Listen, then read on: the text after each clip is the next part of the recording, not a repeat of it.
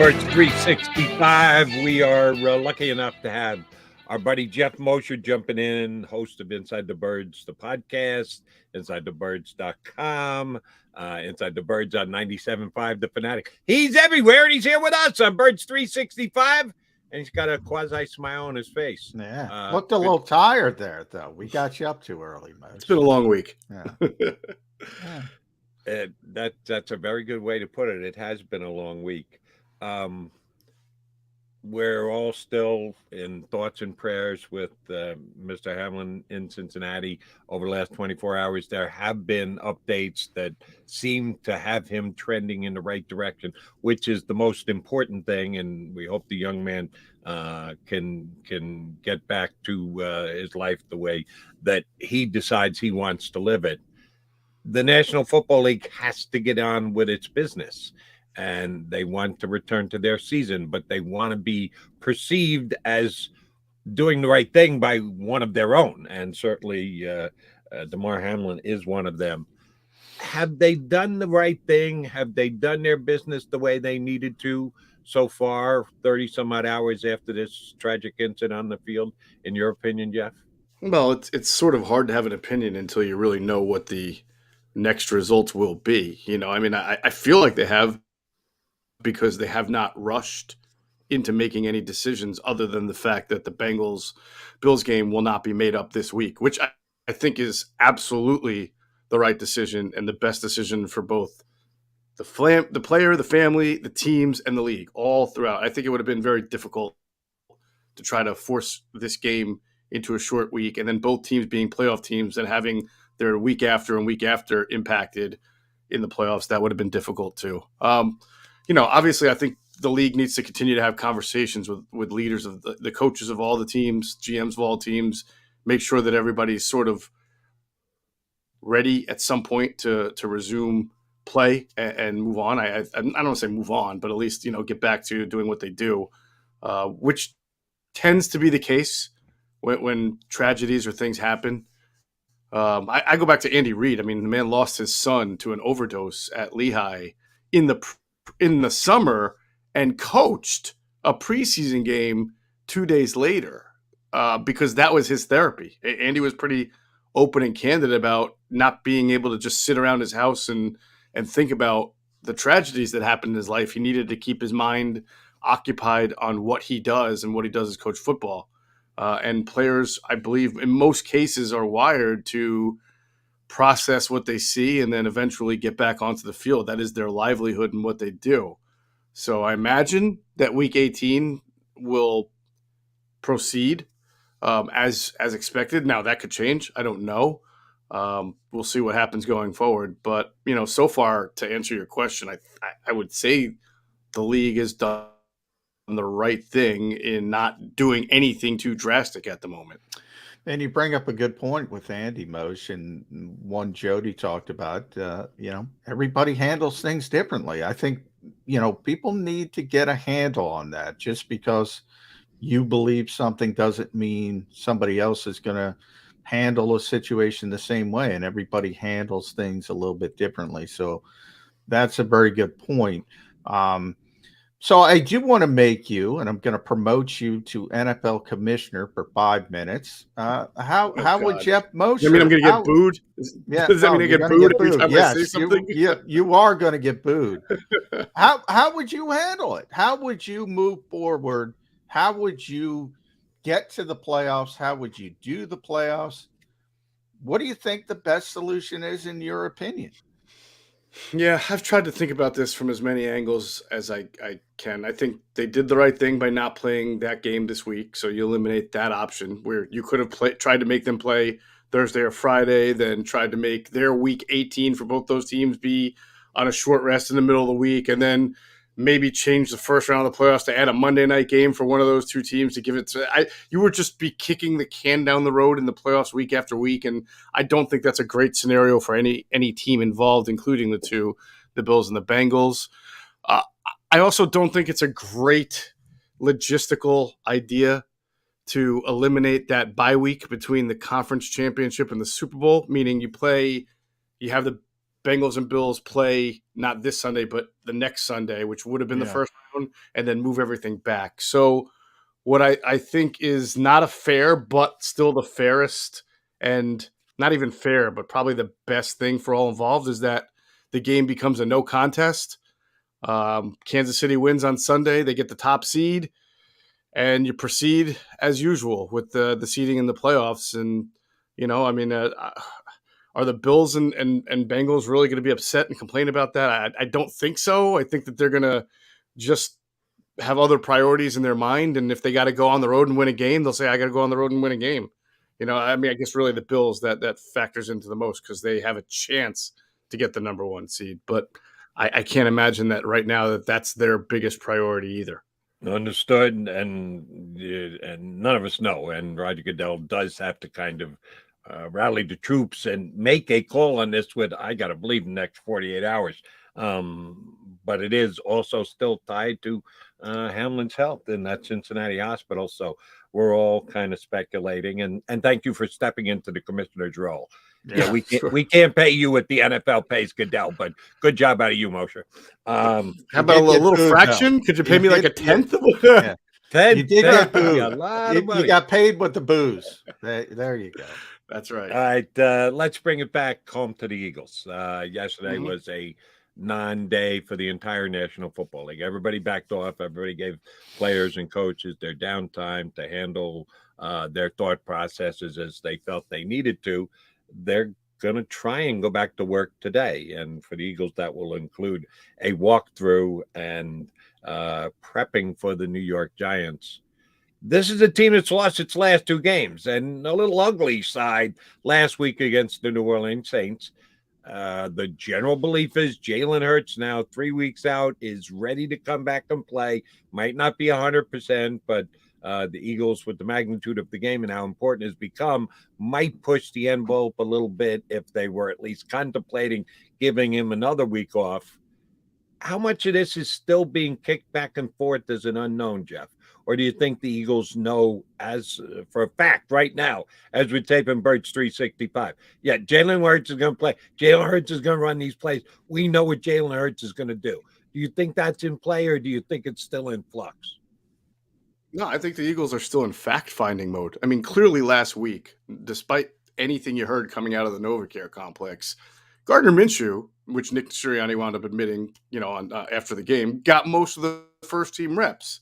So they clearly knew that while Jalen Hurts, all of them, yeah. While Jalen Hurts was making progress, they knew that Jalen was not going to be starting against the Saints as early as Wednesday or Thursday of last week. So fast forward to this week. He's probably made more progress, but I would think tomorrow is the biggest day. I mean, is he able to go out there and run practice? Is he able to throw passes crisply without pain? And then on Friday when he wakes up, does the shoulder respond well to whatever he does Thursday, just like they were evaluating last week when you saw like video of Jalen Hurts throwing? How did his shoulder feel the next day? So I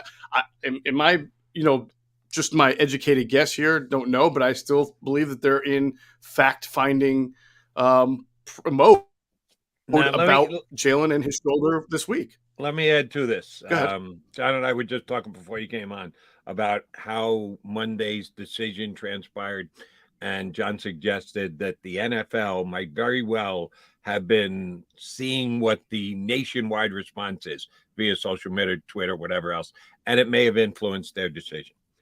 Let me be one who's going to be out front. If Jalen Hurts does not play this week, then I am seriously going to question the head coach of the Philadelphia Eagles, because for the past 2 weeks, he's been telling us about this almost superhero-like healing power of Jalen Hurts, that he is different than you and I, the mere mortals, can comprehend, that he is so far above and beyond. And he's not back from a shoulder that he played through against the Bears 3 weeks later. When does the superhero healing start to kick in, Coach Sirianni? Because you've kind of laid it out there for us that Jalen actually hides his cape under his uniform that we don't get to see because he's a super healing hero. am I going to be stepping over the line if I go, what the hell, Nick? Yeah. I mean, only if you're taking everything the head coach says at verbatim. I mean, Yeah. you may have to start checking the Novacare complex for a radioactive spider going Yeah. around biting people if Yeah. you listen to Nick a little bit too much. I mean, I think, listen, Jody, it's sort of me. I'll meet you in the middle with this. Like, he had a shoulder sprain that the collarbone was also involved, as we understand it. So, I mean, it was not a normal just, I banged my shoulder up. It was pretty severe.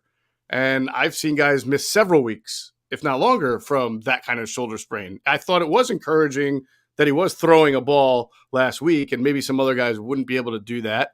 And, last year he hurt his ankle. He missed, what was it, one game? Just one. Came One back game, the next yeah. week and played, played on a gimpy ankle. So he is tough. He does play through pain. He does apparently heal fairly well, but you're not, I don't think Nick was trying to suggest that he is, something out of, a cyborg world either. I mean, it's a legit Sound like shoulder it. sprain. And I'm Well, sure I think that Moshe is just Mhm. part of the Nick Sirianni experience. I call it. I mean, that's I don't even take that stuff seriously. I guess so. I don't even pay that close of attention. Now, last week Mhm. was a dog and pony show, Jeff. If you were there, you would have laughed with the rest of us. They're like, oh, make sure you don't take video of Jack Driscoll because we don't want them to know Jack Driscoll starting at right tackle. But by all means, take all the video you want of the quarterback and go as close to him. I've never been closer to Jalen Hurts in my life, Geoff Mosher. It was a dog and play. That's not true. But on the practice field, I've never been closer. They were like, oh, be sure to get all the video you want. And he was throwing the football, and he's throwing the football, and he looked fine. Now, I got a question about that. I have a question, John. Were you able to see the football? Because I know there are times when quarterbacks are warming up on shoulder injuries that they'll use a smaller football to test and not the actual larger size football. So I'm curious if you were able to tell if it was the same normal, NFL football. It was the same because he was going through individuals with Gardner. They were doing as I said, the dog and pony show. Right. And oftentimes they would use the same football. But then when they broke off to do their ball security drills, which is, if anybody has seen the Eagles do ball security, it's great because Jamal Singleton is there and he's like a heavyweight boxer and he's got the boxing gloves on and he's punching these guys. I don't know how Jamal Singleton lasts 18 weeks doing this. His hands must be destroyed. But they have other coaches with boxing gloves on sticks. They're poking the balls out. Shane Steichen, a lot of the coaches have the pads, the offensive line pads. They're whacking them. So they go through this gauntlet of all these coaches doing this to them, and Jalen didn't do it. And that was the first indication. Boom, he's not cleared for contact. And I joke, Right. If you can't take Shane Steichen hitting you with a pad, well, Mario Davis, you ain't taking a hit from. So to me, it wasn't about the throwing. It was about the cleared for contact. And I think that's the final step. And I think we'll know this Thursday, because if Jalen isn't in that ball security drill, now they might kick us out before then to play the game. But if they kick us out before, we'll still know. Speculate. Right. We usually get to see it. Yeah. And if he's not in that drill, he's not playing. So I give you all that background to say, how panicked would you be if the Eagles got to go with Gardner Minshew again with the number 1 seed on the line? Well, yeah, it's obviously not ideal. He did not play his best game against New Orleans. I think that the coaches would probably go about it a little differently as far as how they design the offense against the Giants. I mean, it sort of – I felt like the offense they tried to run against New Orleans was like, oh, just take Jalen and put Gardner in and try to do some of the similar things, but they're not the same quarterbacks. Are the Giants playing all starters? Are they playing Thibodeau? Are they playing Dexter Lawrence? I think that's a big question. I think right now it looks really easy to say like, oh man, this team is just going off the rails. But we felt that about the 2017 team as well. And then when the playoffs came, they were able to sort of kick it back in full gear. And then this team should have its franchise quarterback once the playoffs start. Now, lose that game, though, John, to your point, and all of a sudden you're staring at the 5th seed and going back to Tampa, and all those scenarios are sort of hard to even fathom after you win 13 of your first 14 games and you look far and above better than anybody in the NFC. I will say, I think these injuries, especially the one to Lane Johnson and Avonte Maddox, clearly take this team down a notch, even when they get Jalen Hurts back, even if he plays on Sunday and they win and they look dominant. Clearly, the playing field has been leveled a little bit because of those 2 injuries. And Lane Johnson, I know, is going to play, but I have some serious skepticism about how effective he'll be and his ability to finish a game, knowing the type of injury that he's going to try to play through. If you want to compare this team to the 2017 Super Bowl team, you can. There are some comparison highlights. Yeah, but that would just be one example. I mean, the 2009 team had won 6 in a row and looked great. Then they went to Dallas, had some injuries on the offensive line, got their asses kicked, then went back to Dallas in the first round of the playoffs, got their asses kicked, and that was the end of the McNabb era. So I don't normally like to cherry pick one instance and say, well, this is like that. But my point on that, Jody, was that this 53 roster, even with it's still pretty good. And when you put Jalen Hurts in there, it's still it's still one, if not the best in the NFC. So they shouldn't have too much of a lull or a lag, despite this losing streak they're on. That's very fair, but I will say, I want to be the number 1 seed. The impact of not winning the game and Dallas winning the game and falling from number 1 to number 5 is gigantic in my estimation. Huge. That's massive. A massively different undertaking you have to get your ultimate goal, which is to make it to a Super Bowl. And we got there 13-1. People were dreaming the dream of the Super Bowl. It wasn't, hey, we could be competitive. No, they want to go to the bowl. So yes, the magnitude of this game is off the charts. Therefore, you did such a good job of playing Roger Goodell for us. I'm going to ask you to play Brian Dable, head coach of the New York Giants, who has where I was going. You stole my question, but go ahead. Good. Smart minds think alike, you and me, Johnny Mac. He's playing his cards close to the vest, as we expected him to. At some point, he has to reveal what he's going to do. How would he be best advised if he doesn't have a strong feeling of, no, I'm the coach of this damn football team. Here's what we're going to do. He might go that route, but chances are it will be a cumulative decision. How do you think it shakes out for the Giants come Sunday? It's really funny because if you listen to his press conference about 5 minutes after the game on Sunday, I mean, you could tell he's still got the adrenaline coursing through his veins. He's happy about the win. And I think he was asked about it. Oh, it's not my nature to do anything other than compete. Go out there, compete, kick their butts. Yeah. And then like the next day, after they probably were feeling themselves a little bit Sunday night, then he probably had a conversation with the owner and the GM the next morning, and in his press conference the next day, he's like, well, we're going to do what's best for the team, obviously. And so the tone was a lot more subdued. As a matter of fact, let me interrupt and add to this, because it's almost Ron Rivera like. He said he hadn't given it thought. He said, I really haven't thought about it. I was in the moment. He went down to Ron Rivera. What do you mean we're out of the playoffs? That he's so focused on the in-hand task of winning that one individual game this past week. Right. He hadn't given it any thought, which we all think I guess BS, not. But well, that was the way he went. Well, the funny thing about the Giants, and it's not funny for them, is that they're playing so many backups anyway. I mean, their entire receiver core, a lot of their offensive line, half their secondary, that I'm not sure the quote-unquote playing your backups is going to be all that much of a difference other than like Saquon Barkley and Daniel Jones. Yeah, so, and those guys played the last time the Eagles played them, and it wasn't good for them. So, again, like whether or not the Giants play their starters as it goes to the Eagles should be irrelevant. They're a way better team, and they should be able to beat them even if Gardner Minshew is starting a quarterback. But if they turn the ball over 4 times, if they are, if they do what they've done the last few weeks, which is really sort of at times shoot themselves in the foot, then I guess they could lose to anyone, even backups. Yeah. I brought up 2018, the year after the Super Bowl, and Chicago was in this position where they could sort of toggle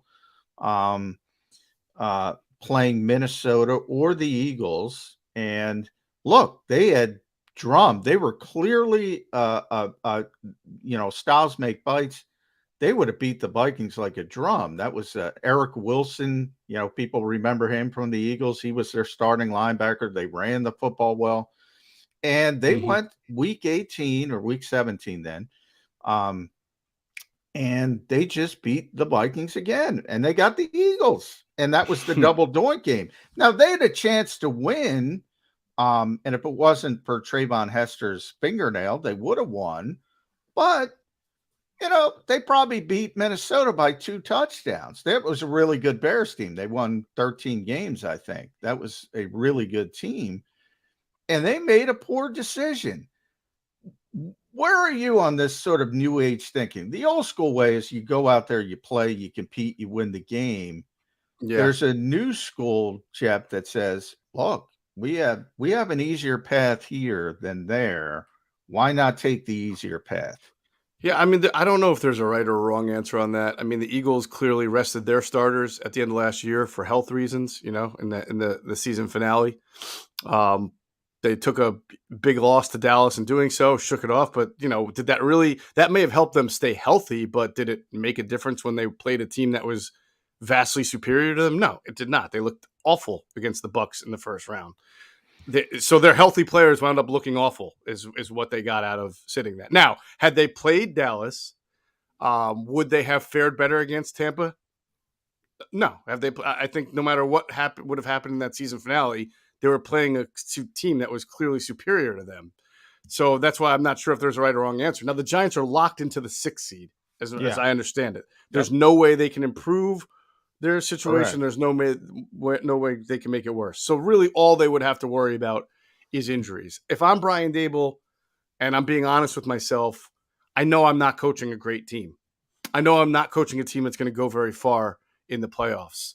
And I'm still in an evaluation mode for a lot of my players, including my quarterback, my running back, my offensive line.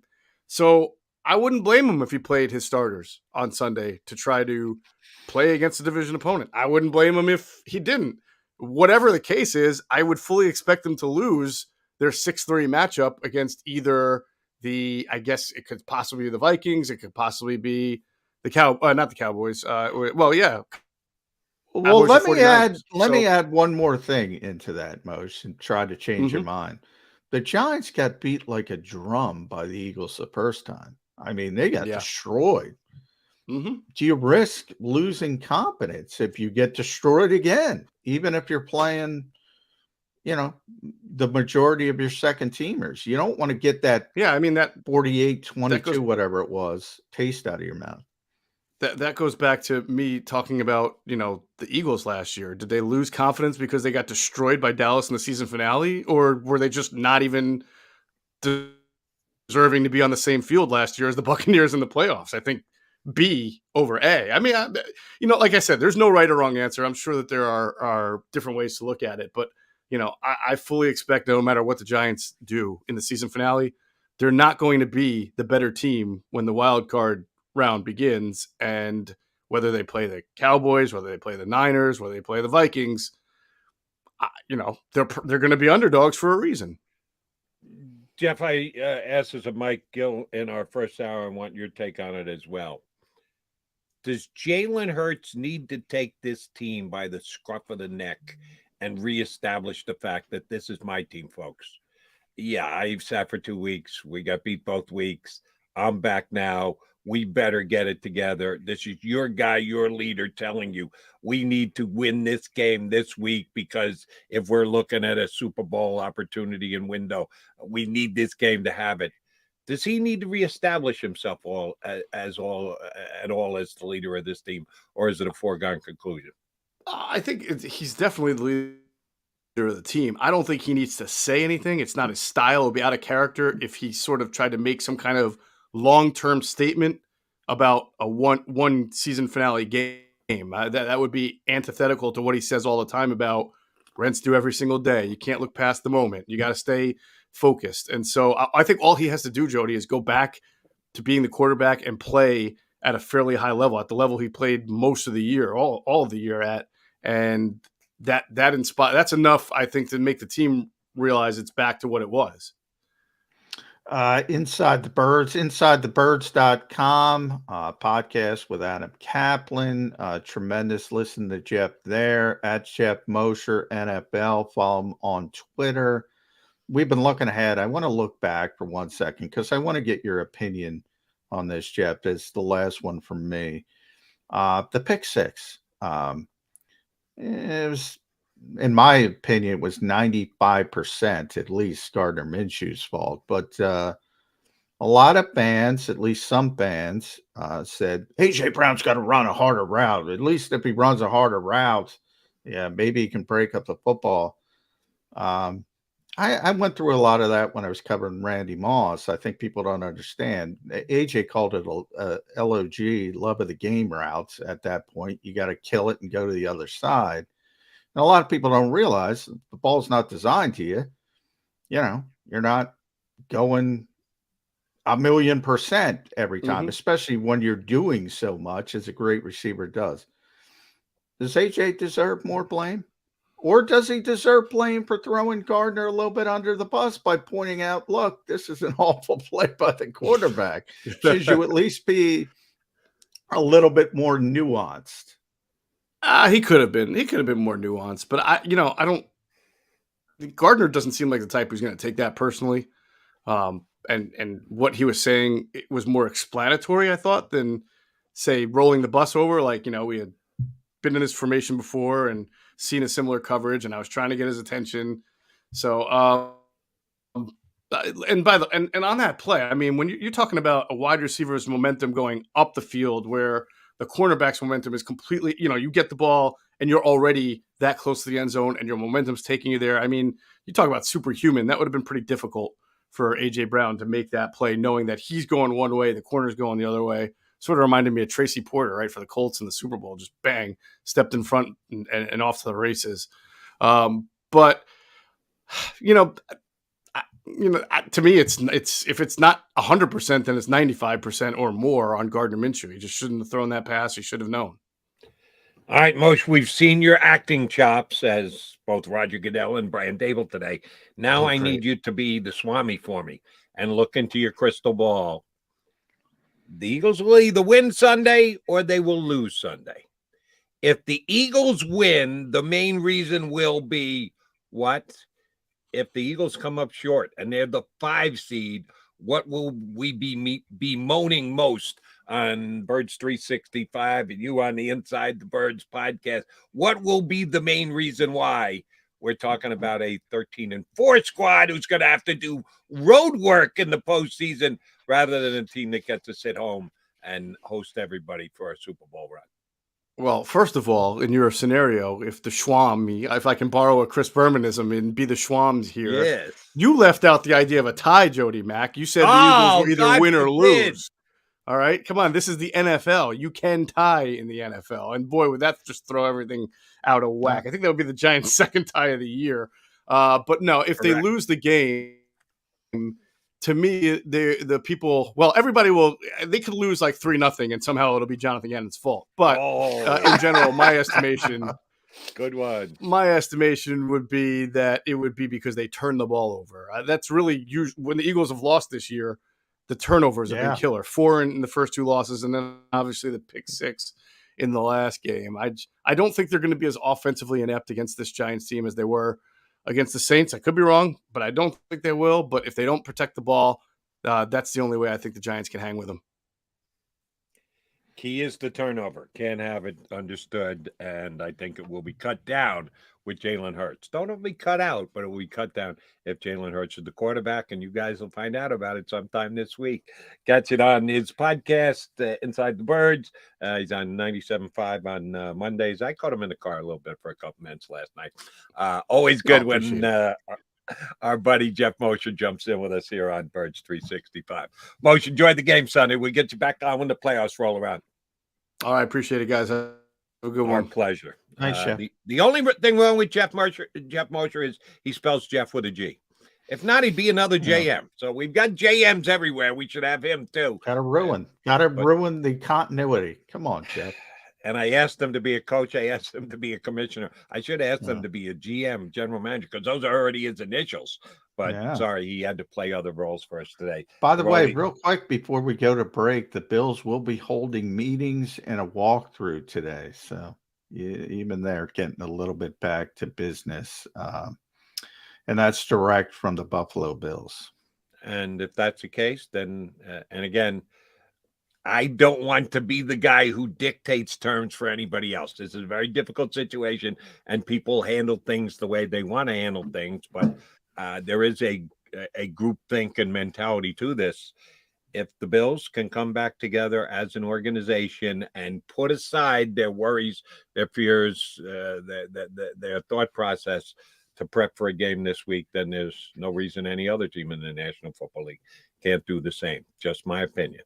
That's what we're here for, to give us for us to give you our opinions on Birds 365.